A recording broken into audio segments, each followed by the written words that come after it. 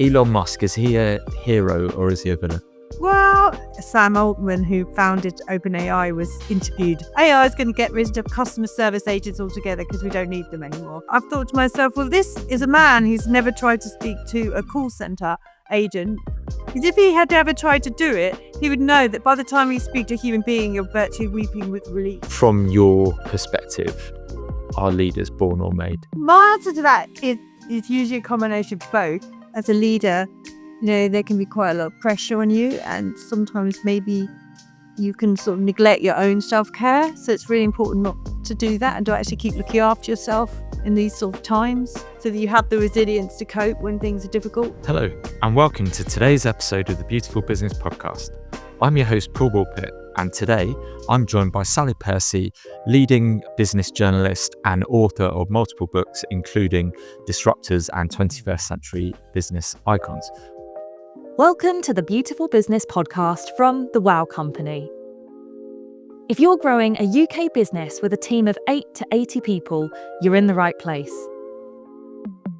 Every fortnight, we share honest conversations with brilliant business minds, exploring the realities of leadership, the challenges that come with growth, and the practical ideas that make a real difference. From purpose to profit, people to process, this is your space for fresh thinking and down-to-earth inspiration.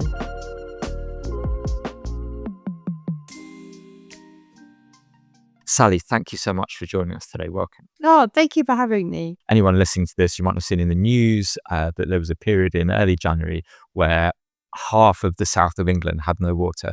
How are you, Sally? Well, I'm okay. Yes, there's a reason why my hair's tied back, though. Oh, you poor thing. But yeah, I'm still alive. Just adapting to sort of not using the dishwasher, not using the washing machine.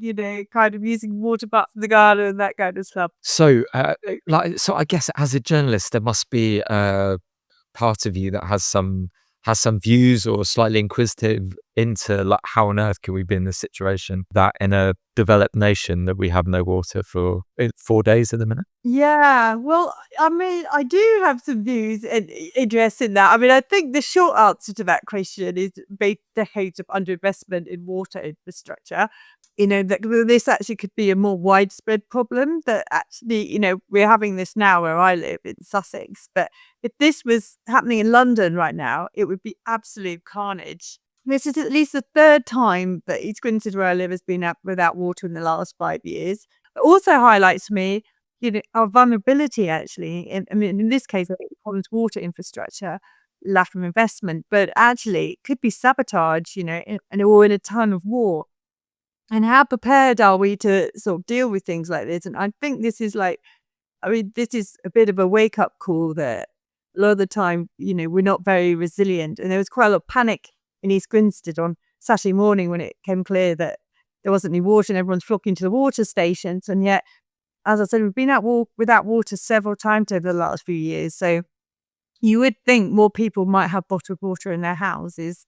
Apart from not having any water, Sally, tell us one thing that our listeners won't know about you or won't be able to find out about you on the internet. The one thing would probably be that I quite enjoy watching true crime videos with my teenage daughter. What's like the purpose? What gets you out of bed in the morning to write about leadership and business? Well, I mean, I really started my career actually in New Zealand when I was living out there. And at the time I was a farming reporter. So, which is a bit ironic because I was a vegetarian from London.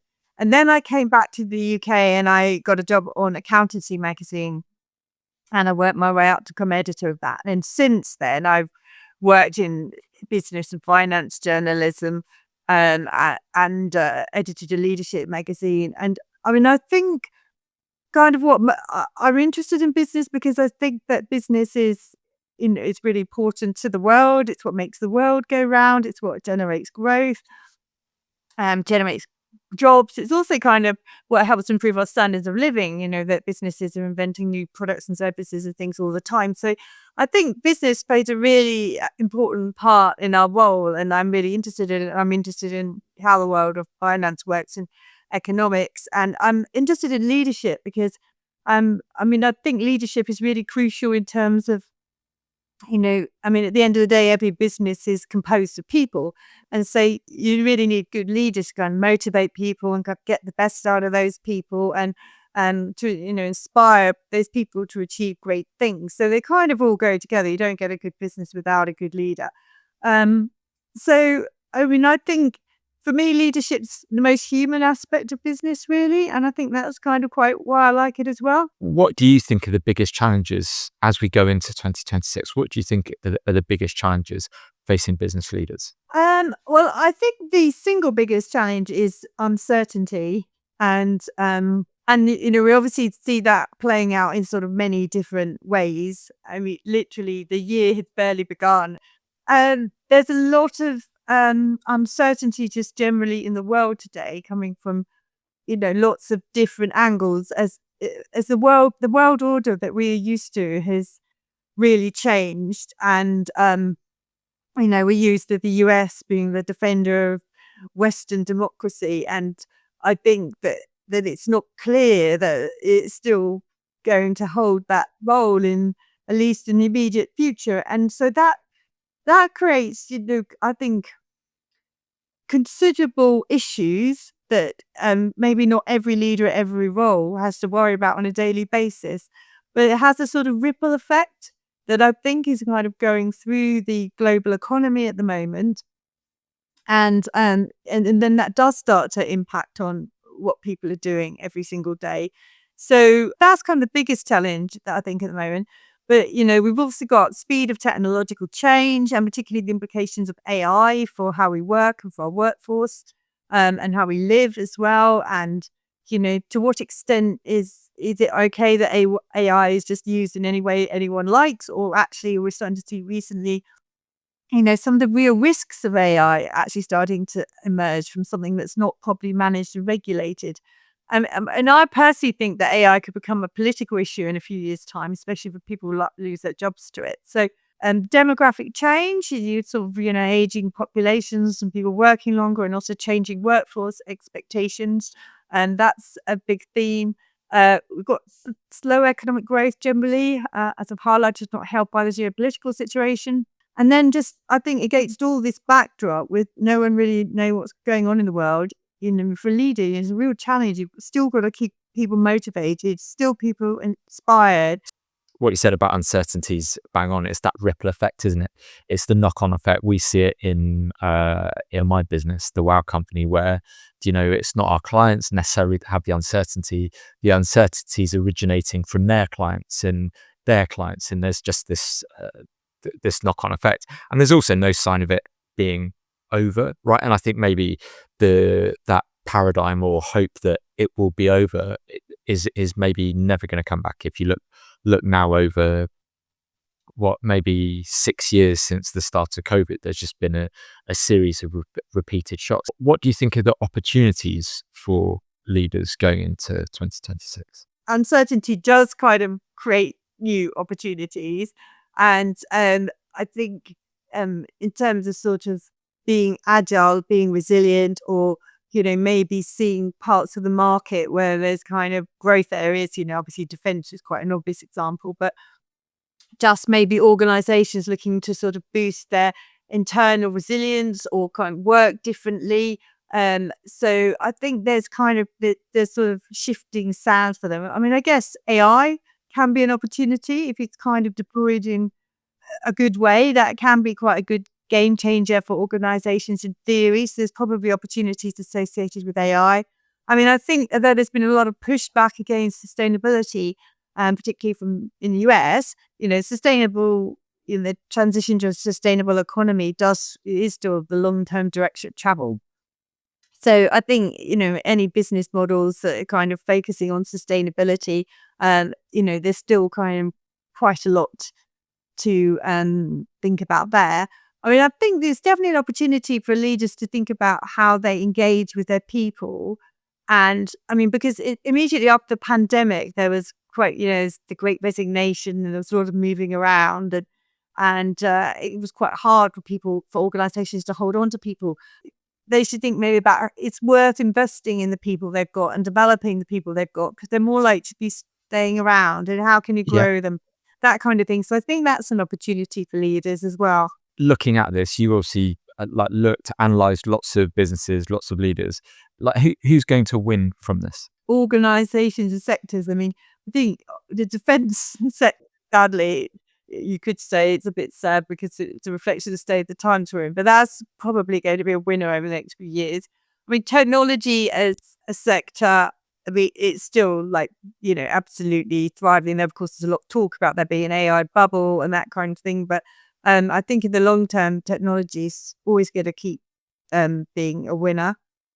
I think the kind of leaders that are going to win in this kind of time, where there is a lot of uncertainty and quite a lot of polarization and that kind of thing, I think, the most successful leaders will be those who can show quite a lot of empathy to people and who don't always see everything in black and white. And that's something that kind of motivates me in my work and actually in my conversations with people. I mean, even President Trump, right? A lot of his things like send my eyebrows up to the sky, but occasionally he does something where I think he's got a point there, But we're so polarized, aren't we? We either love him or we hate him, and actually to have any nuance is almost impossible in the eye of him. It is impossible to have any nuance. It's really difficult to have any nuance. But he's a particular example. You can't have any nuance without him. Or Nigel Farage, again, very polarizing. You can't have any, thing about Nigel Farage. And, actually, the trouble is if you always don't ever listen and just close your mind, no, I don't really think that's kind of helpful. You have to look at both sides of the debate because there usually is two sides. And even if you end up coming down a bit on one side, it still doesn't stop you going, well, yeah, but I do see their point a bit there. So I think that's kind of quite important. And I think in this day and age, as a leader, that's something you sort of need to bear in mind, and also accepting the world has changed. And I think there's a bit of a reluctance to accept that at the moment. And actually it has changed and you've got to go with it, whether you like it or not. Yeah, and I think that final point is really interesting, isn't it? Like the acceptance of change, that this isn't going to be over. This is the new reality, and the quicker that we can, as a leader, embrace that new reality, the better, really. Someone else that's appeared in both of your books, Elon Musk, is he a hero or is he a villain? Well, again, you see, I'm not going to definitely won't give you a black and white answer on that one because he's, both is probably the answer to that question. And I mean, having researched all the various people I've researched for my books, I did come to the conclusion that I think, now this doesn't mean I like him, but I think he's probably the most extraordinary human being alive today, Elon Musk. If I was to pick one person, I do. And I mean, he is really quite extraordinary, and his achievements, are incredible, really. That one man could have achieved so much. He not only has done everything he has through Tesla, but everything through, his SpaceX and the Starlink and all that kind of thing. So, I mean, he obviously has very strong views. He's very polarizing. Not everyone agrees with what he says. Potentially, personally, I think maybe he should have kept out of politics a bit, actually, and just focused on business. But that's my own opinion. And maybe he thinks when he's got such a big platform, he really would be missing an opportunity if he didn't get involved in politics. I think it's perhaps a little bit of a shame he did get involved with politics because I think it does distract people's attention away from what he's achieved as a businessman, which is really quite phenomenal. So, I mean, I think the electric car, revolution that we see today, he's been a major force in that, whether you've got a Tesla or not. If you've got another type of electric car, I mean, he's really helped to kind of make it happen. And in doing so, technically, he's really helping to fight climate change, which with everything else going on, it's easy to forget is potentially the greatest existential threat facing our world. So in that respect, he's a hero. But, he's also a villain because, we can see what's happening with AI. We saw what he's been up to in the US and politics. He's obviously interfered in UK and German politics. And so people don't like that, and they think he should butt out of it and keep his opinions to himself. But I think there's no denying he really is quite an extraordinary person. That's just based on my analysis of him. The psychologist John Amici, I don't know if you know him, he's spoken a lot about Musk, written a lot about Musk, and he calls him a cuckoo. Suggests that he's gone in and basically, as he did with Tesla, went into a company that someone else had founded and basically kicked out the founders, stole their business in cuckoo fashion, and claimed to be a founder. When you've done your research for your books on Tesla and Elon Musk, is that a fair thing to say, a fair argument or not? No, I don't think so. Tesla actually approached him wanting his backing, so I don't. And if it wasn't him, I don't think it would have gone anywhere. I read was it the Walter Isaacson that did the autobiography on Musk? No, that's a very good book. Yeah, And that felt like quite a balanced piece, actually. Looking at the nuance, not like he's a goodie or he's a baddie. And what you saw there is actually this guy's level of ambition is something else. And actually, whether or not he actually founded Tesla, it was him that took Tesla to the level they are now. He'd already, he'd set up his own businesses earlier on. He'd helped to back PayPal. That was taking off, and so he had a bit of a track record. And I mean, SpaceX is his thing anyway. That's something he did by himself. The one thing that comes over, when you read the books about him, is his ability to cope with very high levels of pressure, very high levels of stress, uncertainty. Going back to our theme, he had in 2008, I think virtually everything was about to implode on him as Tesla. When someone's really successful like him, it's very tempting for people to go, oh, he just had it easy. But actually, this is a man who sleeps on his floor. On the factory floors. Yeah. This podcast, obviously, Beautiful Business Podcast, we talk a lot about balancing purpose and profit. And fundamentally, people that do good want to do good and succeed at the same time. And like core part of that is how you look after your people. When you were doing your research for 21st century business icons, especially, I guess, or maybe disruptors, did you see examples of people who were able to succeed and thrive whilst also retaining their soul and being people-centered, looking after people? In both the disruptors and 21st century business icons, what kind of comes through in a successful business is a successful business exists to sort of try and solve people's problems. I mean, that's really, the heart of any successful business. It exists actually to serve people.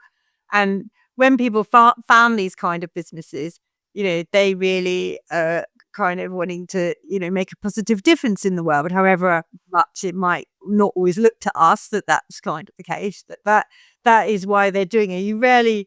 I didn't study anyone whose motivation came over as, I just want to be really rich. That was not it. That was not the motivation of anybody when you studied the kind of ideology as I did. I mean, there were certainly some people who, when I wrote about them, seemed a bit more people focused, particularly about some of the female founders like Melanie Perkins, who founded Canva. And Whitney Wolfe Herd, who founded the dating app Bumble. I think in a really big organization, it can be really, really hard for it to maintain really people focused, because by that point, there's so many processes and policies trying to tell everyone who's doing what and what they need to do. And, there's lots of legal structures and all of this kind of thing in place. So that's kind of a very difficult, I think, to try and preserve a culture as you grow a business. That's one of the most challenging things. And I think any business that can do that successfully, is likely to thrive into the long term, really, because people want to keep working for it. Yeah, I saw that firsthand with Xero, the New Zealand accounting software firm. We worked quite closely with them, and I consulted with them between 2015 and 2019. And actually, they went from that small startup where they had a clear ethos to much, and even over the 4 years that I was consulting with them, had massive growth. And they were extremely conscious about the people first and that was really interesting to see that even as they grow, even as the dynamic of the business changed, like beyond all measure, that they still retained that people first, and the way that people talk about having worked there is just like a glowing thing. And I think they really benefited from consciously being people-centered, people first. Yeah, because I think that especially younger generations, that's sort of what they want to work for now. But it'd be interesting to see if all of this is maintained in the age of AI, because Sam Altman, who founded OpenAI, was interviewed. I mean, he's obviously lost a lot of people. There's been quite a talent sort of turnaround at OpenAI. But he was interviewed and he said, oh, well, basically, AI is going to get rid of customer service agents altogether because we don't need them anymore. And I've thought to myself, well, this is a man who's never tried to speak to a call center agent. Because if he had ever tried to do it, he would know that by the time you speak to a human being, you're virtually weeping with relief. It frightens me really that there are people who genuinely think you want to remove the human being element totally from something like customer service. I mean, I find that insane. Personally, I pay a premium to do business with the companies in future where I talk to people personally. And I get to speak to someone. Yeah, you should maybe try this, Sally. Like phone my office now and see if. But I don't get me wrong. There's going to be like thousands of people when this podcast goes out phoning the office just to test this. But it's a basic thing that, like, when you phone human beings at the end of the phone, like, I completely agree that a premium, you put a premium value on that. Final question on leaders specifically, from your perspective, are leaders born or made? My answer to that is usually a combination of both, I think. And I would say that that with anything in life, you can have certain natural inclinations towards things. But also if you educate and you develop yourself, then you can kind of build on that. And so that was the conclusion I came to, that it's a combination of both. And it's the same with being a writer, really. Anyone can write, anyone can become a better writer, but some people just have more natural aptitude at it than others. I'd like to turn around and say any of us could be the CEO of Sainsbury's or whatever it is. I'd like if we all, worked hard and did leadership training, but I honestly suspect that's not the case, And so I think slightly controversially, because there's a lot of debate over executive salaries and things, and people being paid very high levels of money to do these sort of roles, FTSE 100 CEOs, and I do think to myself, but these are people who are in charge of a workforce that's got over 100,000 people in it. You need to be able to cope with very high levels of stress and very high levels of resilience. You probably never have a personal life. You're working constantly. I know it's a bit controversial. I don't think they are that well paid, actually, not that they are. I think they are well paid, but I don't think their salaries is outrageous for the amount of pressure and responsibility that they have, is what I would say. And to actually lead a big organization, it does take real innate talent and a willingness to develop yourself along the way, I'd say. Viewpoint. I guess there's also a thing that if you looked at the FTSE 100, FTSE 250, number of middle-aged white males making up that cohort, would also suggest that there are other factors at play as to who gets the top jobs. I mean, I think to a certain extent, things are kind of still playing through.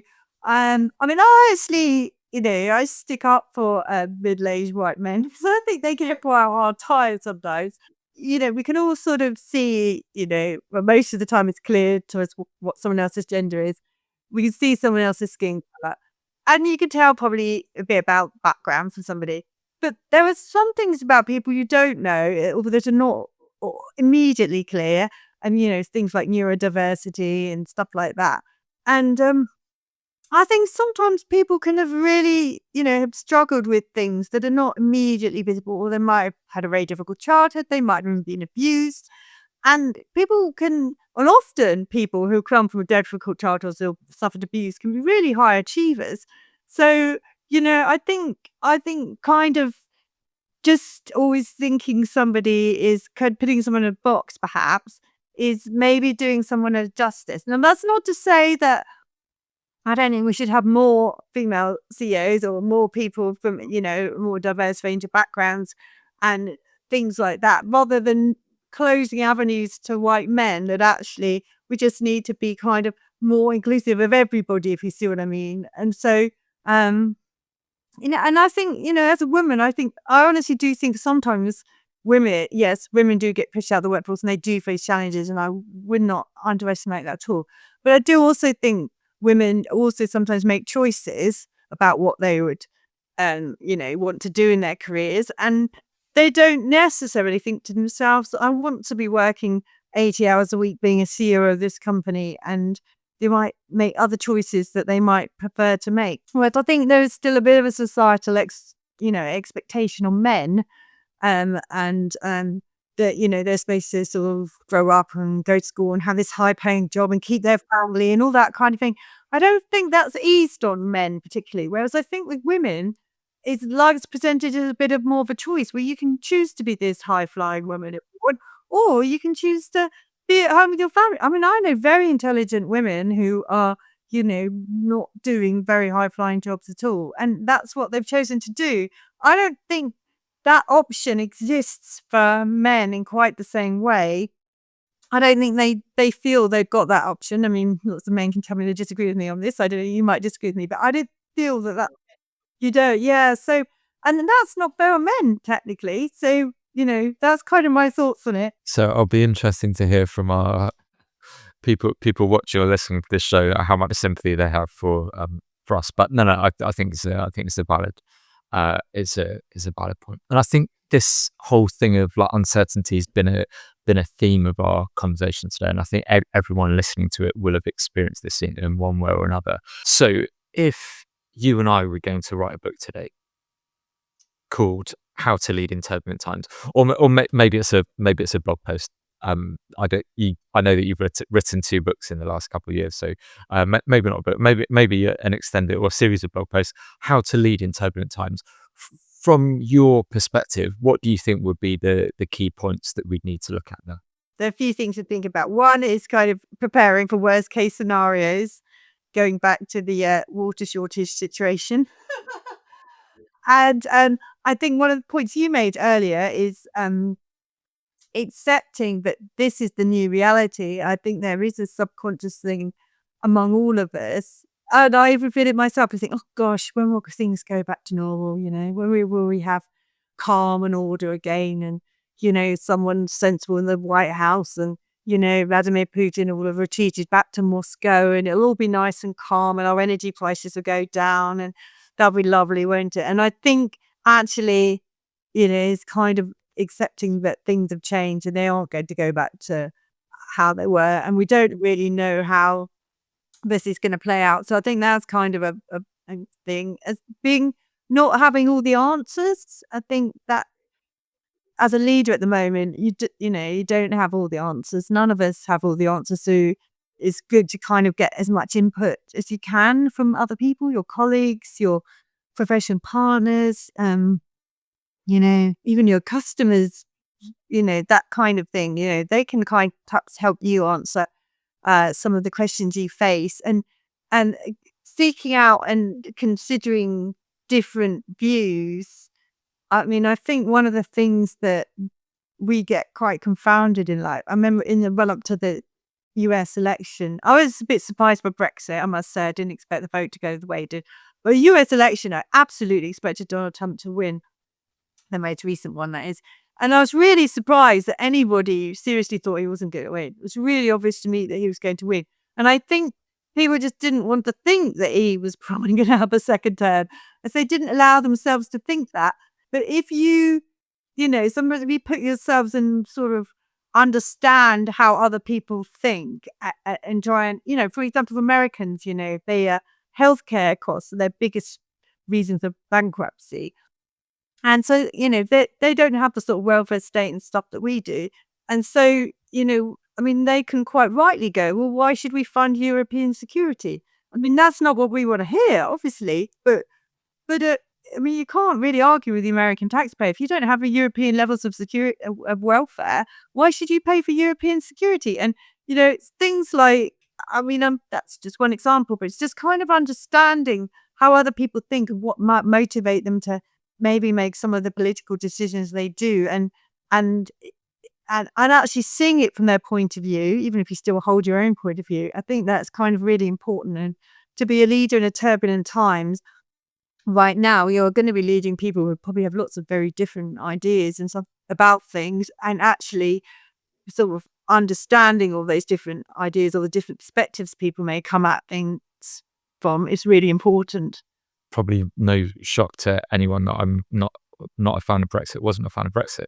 But actually, you're quite right. You had one side who were listening to what people wanted, making arguments, rightly or wrongly, that addressed things that people wanted. And then on the other side of the argument, it was just completely black and white, wasn't it? It was, well, you're all idiots. If you believe in Brexit, you're an idiot, was kind of like the discourse. So something that you said earlier about when I asked you about who the winners might be, and you said people that show empathy. I think that it's almost extreme empathy, isn't it? Putting yourself in the position of others. So from a business perspective, whether that's people that work for us, whether that's our customers, other stakeholders, actually trying to put yourself in their position, which can be really hard when you're under loads of pressure yourself and you're having to make decisions and things aren't going well, to stop and like truly put yourself in their position. Yeah, I mean, it is kind of quite hard to put yourself in other people's positions. And I mean, you could start definitely on a day-to-day basis. Next time some of your team asks something of you, you're thinking, why are you asking that? Maybe to try and put yourself in that position. And yeah, it's kind of quite sort of helpful in life, I think. Yeah, understand their reality. Okay, so our book / blog post, How to Lead in Turbulent Times, prepare and develop resilience, accept that things won't be the same again, accept that we don't have all the answers, empathy. Is there anything else? Are there any other key points that we should cover? I think it's still kind of important to sort of have a positive outlook, and going back to what you said earlier about the opportunities, and to keep going forward. I mean, there's a lot in the world that you can't control, but you can do your best to sort of keep managing your own business and keep it ticking along and keep believing in it and keep choose your own vision if you want what you want to achieve. And I think that's really important too. Yeah, look at like train your brain to look for the opportunities as much as anything. What would you tell people not to do? Like leading in turbulent times, what not to do? Bury your head in the sand. I think, yeah, that's kind of trying to pretend that there aren't all these issues isn't going to make it go away, unfortunately. But don't take your people for granted. Right now, there is a bit of a temptation, I think, especially job hugging, to think, I don't need to worry about the people side of my business. I don't need to focus on keeping everyone happy and engaged. You've just got to be grateful to have a job. But you're not going to get the best out of people with that. And then when times improve, they'll be off. So it's about, instead of taking them for granted, now sort of double down and invest in them more than ever. I'd say that's kind of quite important. I think don't neglect yourself either, because as a leader, there can be quite a lot of pressure on you. And sometimes maybe you can sort of neglect your own self-care. So it's really important not to do that and to actually keep looking after yourself in these sort of times so that you have the resilience to cope when things are difficult.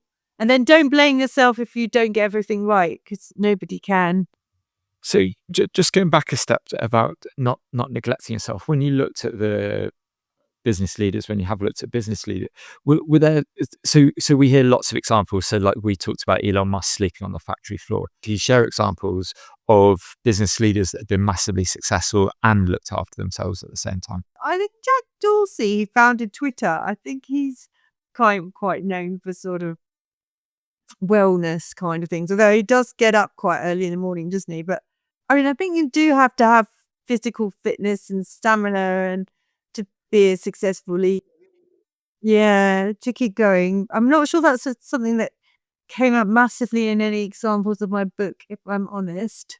No, but it's an interesting thing because there's definitely like the perception that to be successful, you need to push yourself to the limit and sleep on the factory floor, if you like. And does feel that actually to get through turbulent times, you do need a bit of self-care. You do need to keep yourself in good shape mentally, physically, to be able to deal with the challenges that we're currently facing. Yeah, and I think that's very important. I mean, some of the leaders I read about more recently, actually, the turbulent times we're facing, in some ways, they didn't have such turbulent times. Though some of them were navigating the global financial crisis aftermath a bit.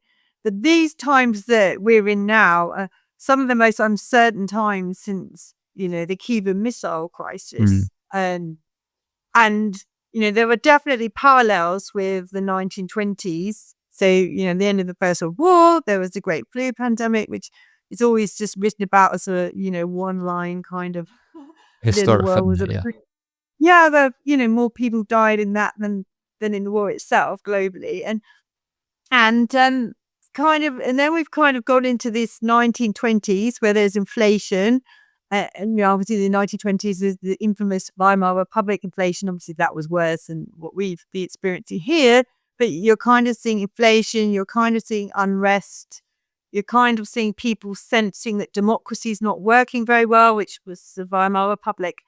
And then remilitarization, and we're now starting to see the remilitarization of Germany at scale. And the parallels between the 1920s and now, are quite a bit frightening. Hopefully they won't end up where we ended up. But my point is that in a way, the people I profiled in my book were operating in different times to the ones we now. Lots of them were on the rise between 2010 and 2022. Well, since 2022, particularly the invasion of Ukraine was quite a turning point. Since then, we've had Trump re-elected.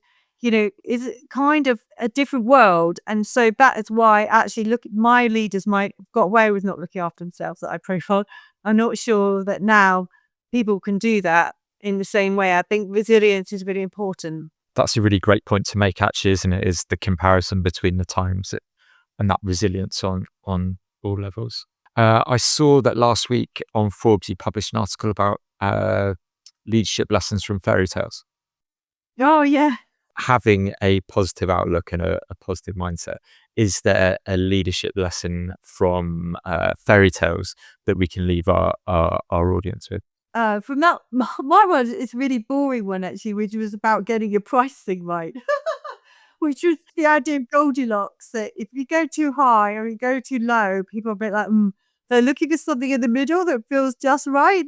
And I've realized that's really quite true, actually. And I've been thinking about that with my own pricing when I quote for jobs.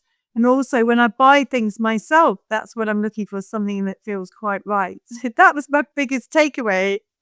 I know it's probably not the most exciting one. No. I didn't expect that we'd end up on pricing, but it's absolutely one of my favorite topics. And I think so the thing that that we can take from Goldilocks is to give people three options as well.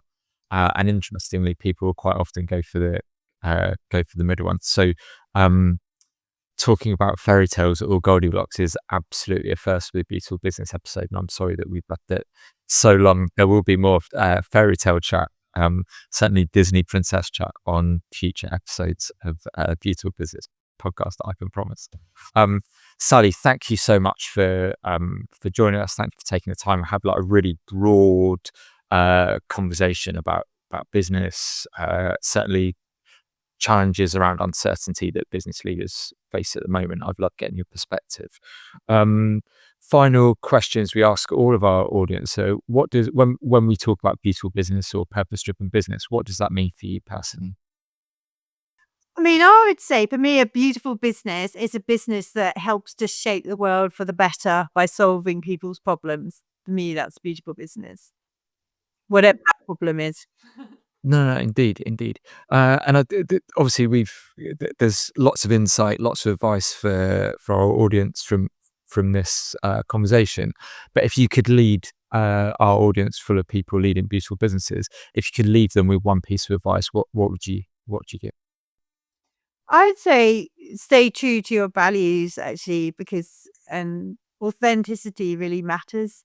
and you draw other people to you when you're authentic, and that's kind of what keeps them on side. So stick to your values. If you could recommend one business book that wasn't one of your own books, what one business book would you recommend for our audience? This is a really good book about growth by Daniel Susskind. I don't agree with absolutely everything in it, but it's a really thought-provoking book about how sort of hung up we've got on GDP. This is it's actually a very recent concept, like for like last 100 years or so.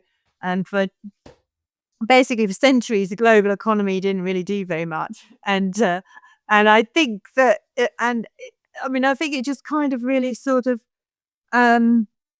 just kind of makes you question, because we hear so much, we need more GDP growth, and it, funds this, that, and the other. And what he talks about, I think, in the book is, this idea they're all, are hung up on GDP for growth, but there's trade-offs and things that you need to go and bear in mind when you're pursuing GDP growth, and how can you get kind of good GDP growth in an age when it's getting harder and harder to achieve.